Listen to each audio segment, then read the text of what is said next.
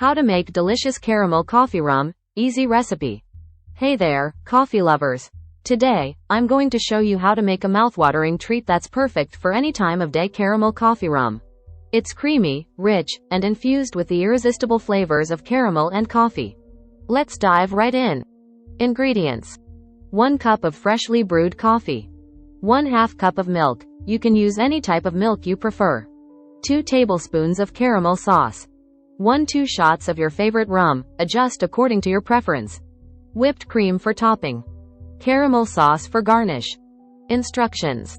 Start by brewing a strong cup of coffee. While it's still hot, pour it into your favorite mug. Then, add in the milk and give it a good stir to combine. Next, it's time to add the star of the show, caramel sauce. Drizzle in 2 tablespoons of that sweet, gooey goodness. Be generous, this is where the magic happens. Now, for a little extra kick, add in 1 or 2 shots of rum. The amount is totally up to you, but remember, a little goes a long way. Give everything a good stir until the caramel sauce is fully dissolved and the flavors are nicely blended together. And there you have it, our decadent caramel coffee rum is ready to enjoy. But wait, there's one more step.